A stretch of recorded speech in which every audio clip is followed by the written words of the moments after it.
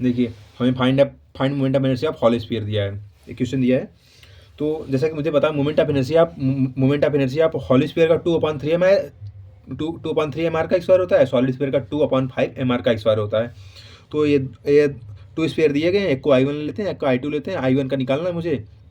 हॉली देखिए moment of inertia hall sphere पूछा है, तो हॉल स्फीयर का आई वन इक्वल टू 2/3 का स्क्वायर। और ये जो एक्सिस है I1 में एक्सिस टेजेंट से गई है, यहाँ पे टेजेंट से पूछा, तो MR स्क्वायर एड कर देंगे। तो 2MR का स्क्वायर प्लस 3 × MR का स्क्वायर, 3MR का स्क्वायर अपॉन 3, 3 + 2 5 MR का स्क्वायर अपॉन 3, ये हमारा I1 निकल आया।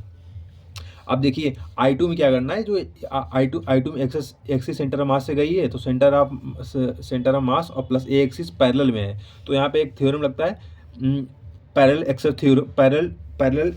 एक्सिस थ्योरम लगाएंगे तो उसका फार्मूला होगा I = ICM + MR का स्क्वायर। तो ICM सेंटर ऑफ मास से हॉल स्फीयर का moment of inertia hall sphere क्या होगा 2/3 MR का स्क्वायर। और देखिए एक स्फीयर का जो रेडियस होता है 2r होता है, और इसमें सेंटर ऑफ मास जो हाफ से गई है, तो इसका आधा लेंगे, r लेंगे, तो 2r + r। तो यहाँ से ICM तक का रेडियस हो जाएगा 3r हो जाएगा, 3r हो जाएगा। तो ICM तो निकल आया है, ये हमारे का स्क्वायर क्या होगा m + r का स्क्वायर। r का स्क्वायर मतलब रेडियस का स्क्वायर, मतलब कि 3r का स्क्वायर, 3 × 3 9MR का स्क्वायर अपॉन 1, फिर ये 2MR का स्क्वायर इंटू 1, 9MR का स्क्वायर इंटू 3, मतलब 29MR का स्क्वायर अपॉन 3, ये हमारा I2 निकल आया।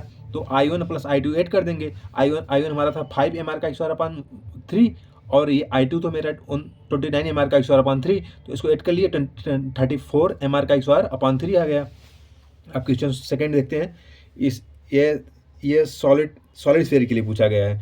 तो सॉलिड स्फीयर का 2/5MR का स्क्वायर होता है। इसमें 3 स्फीयर दिए गए हैं, एक I1, एक I2, एक I3। I1 हम निकाल लेते हैं। I1 का आ गया 2/5MR का स्क्वायर। अब देखिए I2 और I3 ये दोनों स्फीयर सेम ही है, क्योंकि इसमें जो एक्सिस है दोनों के टेजेंट से गई है। तो हम I2 या I3 में से किसी एक का निकाल लेंगे तो हमारा दोनों निकल आएगा। तो I2 = I3 क्या हो जाएगा, देखिए सॉलिड एंगल दिया है, तो 2/5MR का स्क्वायर और टेजेंट से गई है, प्लस MR का स्क्वायर = 7/5MR का स्क्वायर आ गया। अब क्या करेंगे, I1 + I2 + I3 जोड़ देंगे, I1 + I2 + I3 ऐड कर देंगे। अब तो I1 क्या है 2/5MR का स्क्वायर, और फिर I2 I3 ये इसका दोनों सेम मोमेंट ऑफ इनर्शिया निकला हुआ है। तो एक I2 का भी 7/5MR का स्क्वायर लिखेंगे, 7/5MR का स्क्वायर, और I3 का भी 7/5MR का स्क्वायर। इसको ऐड कर देंगे तो हमारा आ जाएगा 7 + 7 + 2 14 + 2 हमारा 16MR का स्क्वायर अपॉन 5।